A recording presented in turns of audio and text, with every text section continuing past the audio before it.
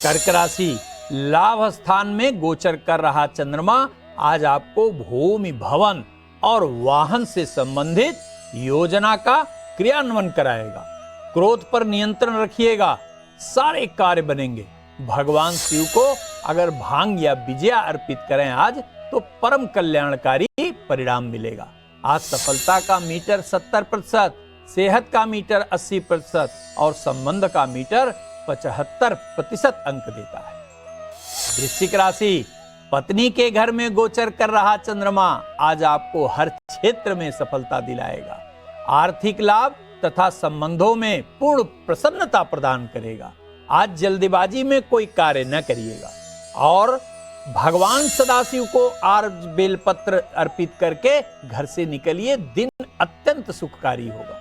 आज सफलता का मीटर 80%, सेहत का मीटर 75% और संबंध का मीटर 85% अंक दे रहा है। मीन राशि, आज आपको व्यर्थ की भागदौड़ करनी पड़ सकती है, लेकिन ध्यान रखिएगा भूमि या भवन के लिए जो भी प्रयास आपने पहले किया है वह सार्थक होगा। आज वाहन न चलाएं तो ज्यादा बेहतर है।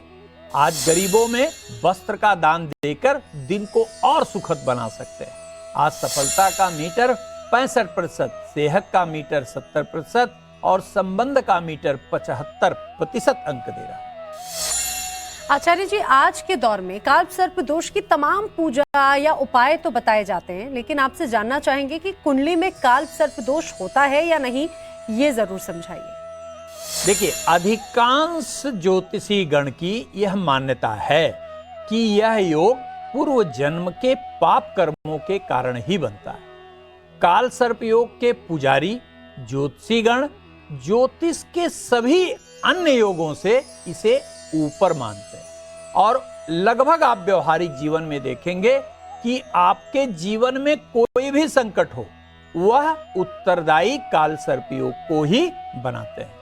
अर्थात जीवन में जो भी आपको लाभ हो रहा है, हानि हो रही है, मरण हो रहा है, यश मिल रहा है, अपयश मिल रहा है, अर्थात जीवन के सभी प्रकार की बाधाएं काल सर्प योग के मत्थे ही मढ़ी जाती है। अर्थात ऐसा दिखने लगा है कि बाकी भारतीय ज्योतिष के मनीषियों के द्वारा लिखे गए सारे योग व्यर्थ हैं, मात्र जीवन में काल सर्प योग ही प्रभावी है। यह तो हुई आजकल की प्रचलित परिभाषा के अनुसार काल सर्प योग के कारण जो आपको नकारात्मकता मिलती है, लेकिन अब हम बात करेंगे दर्शकों कि वास्तव में इसकी सत्यता क्या है। और ध्यान से सुनिएगा, आप जब सत्यता जानेंगे तो आश्चर्यचकित हो जाएंगे। सत्यता यह है कि इस प्रकार का कोई भी योग होता ही नहीं है और न केवल होता ही नहीं है, हो ही नहीं सकता। इसके वास्तविक स्थिति को समझने के लिए हमें राहु केतु की स्थिति को पहले समझना पड़ेगा। देखिए, क्या है राहु केतु?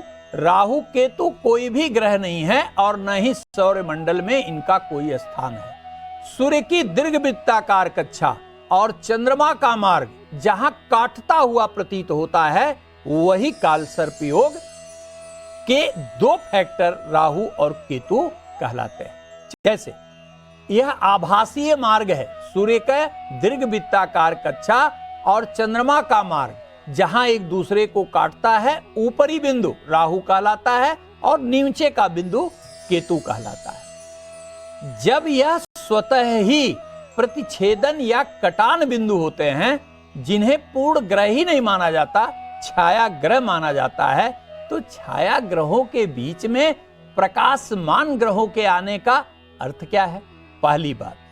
दूसरी बात, राहु एवं केतु सौर मंडल में किसी राशि का प्रतिनिधित्व नहीं करते, अपितु यह छाया ग्रह सूर्य तथा चंद्रमा के कटान बिंदु से बनते हैं, जिसके कारण न ही इनकी कोई राशि है, न ही इनका कोई स्वभाव है, न ही इनका कोई स्वतंत्र गुणधर्म है। इसलिए एक बात और ध्यान रखिएगा कि ध्यान से समझिएगा कि काल सर्प, राहु को काल कहा जाता है तथा केतु को सर्प कहा जाता है। अर्थात राहु केतु का योग, जब राहु और केतु हमेशा 180 डिग्री पर रहेंगे तो वो दोनों एक साथ कैसे आ सकते हैं? अर्थात ज्योतिष की बात अगर करें तो जब दो ग्रहों का योग होता है, एक से अधिक ग्रह अगर किसी घर में हो तो वह योग कहलाता है। जब राहु और केतु एक साथ कभी हो ही नहीं सकते तो काल सर्प योग का अर्थ क्या है?